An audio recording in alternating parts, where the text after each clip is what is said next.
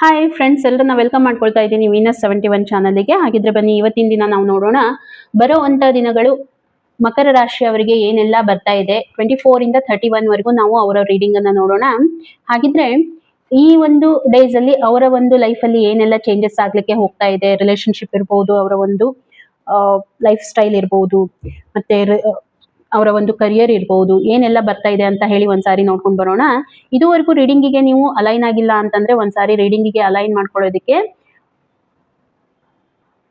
Okay channel ಅನ್ನ subscribe ಮಾಡ್ಕೊಳ್ಳಿ. ತುಂಬಾ ಅಕ್ಯುರೇಟ್ ಆಗಿ ನಿಮ್ಗೆ ರೀಡಿಂಗ್ ಬರುತ್ತೆ. ಮತ್ತೆ ನಿಮ್ಮ ಫ್ರೆಂಡ್ಸ್ ಫ್ಯಾಮಿಲಿ ಯಾರು ಇರ್ತಾರೆ ಅವ್ರಿಗೂ ಕೂಡ ರೀಡಿಂಗ್ ಅನ್ನ ಶೇರ್ ಮಾಡ್ಕೊಳ್ಳಿ. ಅವ್ರಿಗೂ ಕೂಡ ಗೊತ್ತಾಗ್ಲಿ ಅವರ ಲೈಫ್ ಅಲ್ಲಿ ಏನೆಲ್ಲ ಆಗ್ತಾ ಇದೆ ಅಂತ ಹೇಳಿ.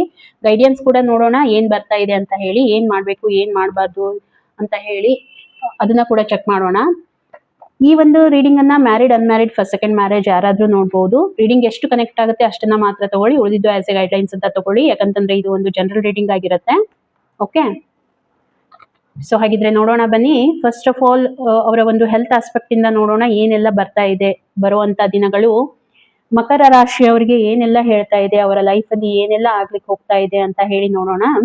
ಫಸ್ಟ್ ಆಫ್ ಆಲ್ ನಾನಿಲ್ಲಿ ನೋಡ್ತಾ ಇದ್ದೀನಿ, ಸ್ವಲ್ಪ ಯಾಕೋ ತುಂಬಾನೇ ಕನ್ಫ್ಯೂಷನ್ ಅಲ್ಲಿ ಇದ್ದೀರಾ ಅನ್ನುವಂಥದ್ದು ನನಗೆ ಆಗ್ತಾ ಇದೆ. ಏನ್ ನಿಮ್ಮ ಲೈಫ್ ಅಲ್ಲಿ ಕನ್ಫ್ಯೂಷನ್ಸ್ ಇದೆ? ಯಾಕಂತಂದ್ರೆ ಮುಂಚೆನೂ ಕೂಡ ತುಂಬಾ ಕನ್ಫ್ಯೂಸ್ಡ್ ಇದ್ರಿ ರಿಲೇಶನ್ ಇದರಲ್ಲಿ. ನಾನು ನೋಡ್ತಾ ಇರುವಂತದ್ದು ಹೆಲ್ತ್ ವೈಸ್ ನಾನು ನೋಡ್ತಾ ಇದ್ದೀನಿ, ಹೆಲ್ತ್ ಆಸ್ಪೆಕ್ಟ್ ಇಂದ ಏನೋ ಎಮೋಷನಲಿ ಫೀಲ್ ಮಾಡ್ಕೊಳ್ತಾ ಇದ್ರಿ, ಏನೋ ಫ್ರಸ್ಟ್ರೇಟೆಡ್ ಆಗಿದ್ರಿ, ಮತ್ತೆ ಸ್ವಲ್ಪ ಹೆಲ್ತ್ ಇಶ್ಯೂಸ್ ಕೂಡ ತುಂಬಾನೇ ಇತ್ತು, ಫೋಕಸ್ ಇರದೇ ಇರುವಂತದ್ದು, ಈ ರೀತಿ ಎಲ್ಲ ನಿಮ್ಗೆ ಪ್ರಾಬ್ಲಮ್ ಕ್ರಿಯೇಟ್ ಆಗ್ತಾ ಇರುವಂತದ್ದಿತ್ತು. ಮತ್ತೆ ಇವಾಗ ಪ್ರೆಸೆಂಟ್ ಮೂಮೆಂಟ್ ಕೂಡ ನಾನು ನೋಡ್ತಾ ಇದ್ದೀನಿ. ಪ್ರೆಸೆಂಟ್ ಮೂಮೆಂಟ್ ಅಲ್ಲಿ ಕೂಡ ಅಷ್ಟೇನು ಚೆನ್ನಾಗಿ ನೀವು ಮಾಡ್ತಾ ಇಲ್ಲ, ಅಲ್ಲಿನೂ ಕೂಡ ನಿಮ್ಗೆ ಪ್ರಾಬ್ಲಮೆಟಿಕ್ ಅನಿಸ್ತಾ ಇದೆ. ಏನಂತಂದ್ರೆ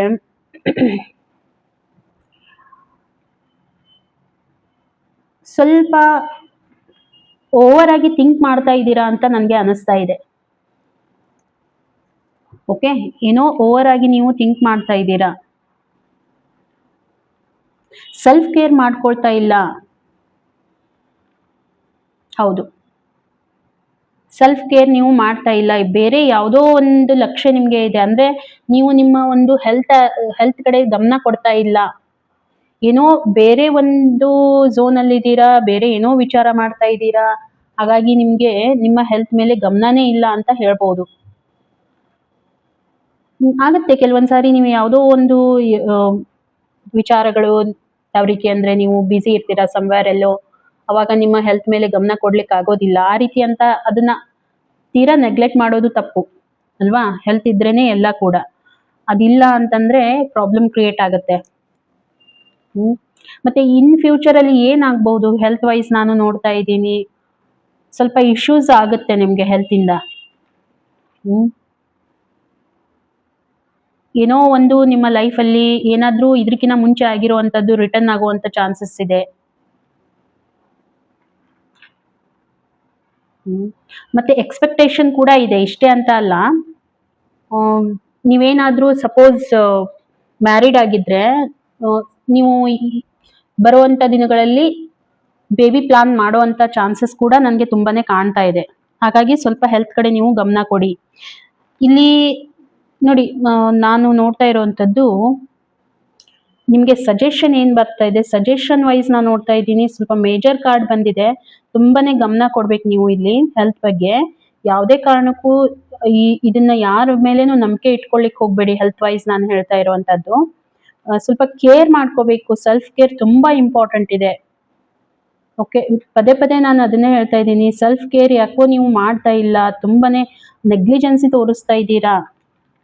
ಸ್ಲೀಪ್ ಇಶ್ಯೂಸ್ ಆಗ್ತಾ ಇದೆ ನಿಮ್ಗೆ, ಬರುವಂತ ದಿನಗಳಲ್ಲಿ ಸ್ಲೀಪ್ ಇಶ್ಯೂಸ್ ಕಾಡುತ್ತೆ.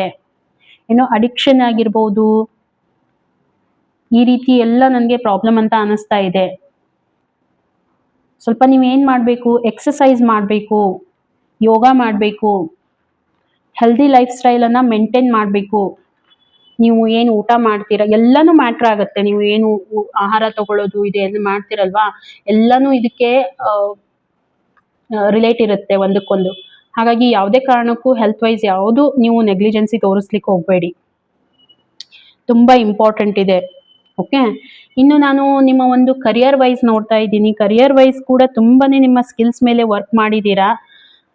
ಇದಕ್ಕಿಂತ ಮುಂಚೆ ಇನ್ವೆಸ್ಟ್ಮೆಂಟ್ ಮಾಡೋದ್ರ ಬಗ್ಗೆ ಆಯ್ತು, ನಿಮ್ಮ ಮೇಲೆ ತುಂಬಾನೇ ಅಂದ್ರೆ ಕರಿಯರ್ ಅಲ್ಲಿ ನೀವು ಎಷ್ಟು ಒಂದು ಇನ್ವಾಲ್ವ್ಮೆಂಟ್ ತಗೊಳ್ತಾ ಇದ್ದೀರಾ ಅಂತಂದ್ರೆ, ನೀವು ಬೇರೆ ಬೇರೆ ಸ್ಕಿಲ್ಸ್ ಅನ್ನ ಯೂಸ್ ಮಾಡ್ತಾ ಇದ್ದೀರಾ ನಿಮ್ಮ ಕರಿಯರ್ ಅಲ್ಲಿ. ಯಾವ ರೀತಿ ಯೂಸ್ ಮಾಡ್ಕೋಬೇಕು, ಹೇಗೆ ಅದನ್ನ ಓವರ್ಕಮ್ ಮಾಡ್ಕೋಬೇಕು ಅನ್ನುವಂಥದ್ದು ತುಂಬಾನೇ ನೀವು ವಿಚಾರ ಮಾಡ್ತಾ ಇದ್ದೀರಾ.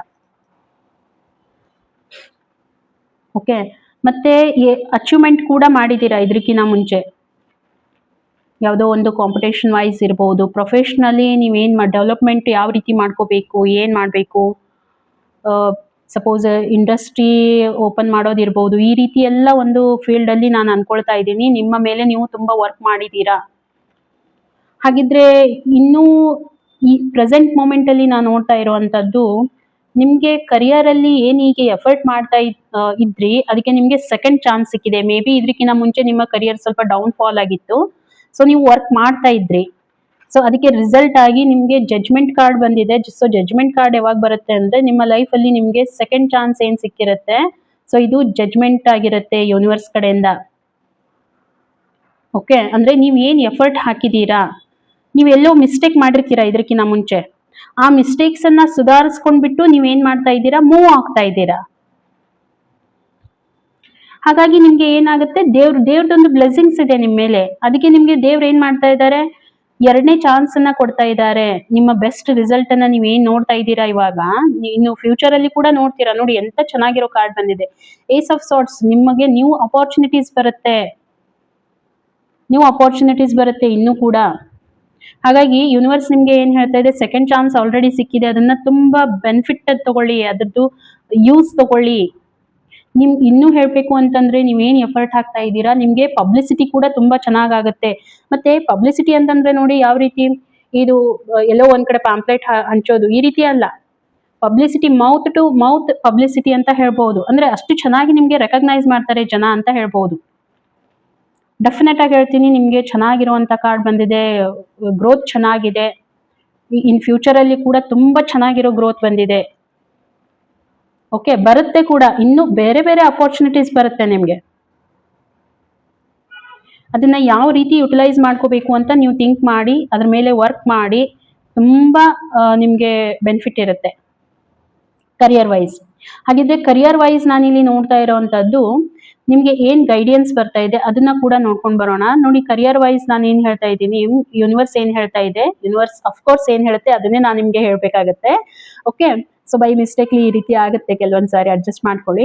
ಏನಾಗುತ್ತೆ ಯಾಕಂತಂದ್ರೆ ನೋಡಿ, ಕಾರ್ಡ್ ಏನ್ ಹೇಳುತ್ತೆ, ಆ ಒಂದು ಯೂನಿವರ್ಸ್ ಏನ್ ಹೇಳುತ್ತೆ ಅದನ್ನ ಮಾತ್ರ ನಾವು ನಿಮ್ಗೆ ತಲುಪಿಸಬಹುದು. ಇದರಲ್ಲಿ ನಮ್ಮ ಇಂಟ್ರಪ್ಷನ್ಸ್ ಏನೂ ಇರೋದಿಲ್ಲ ಕಾರ್ಡ್ ಅಲ್ಲಿ.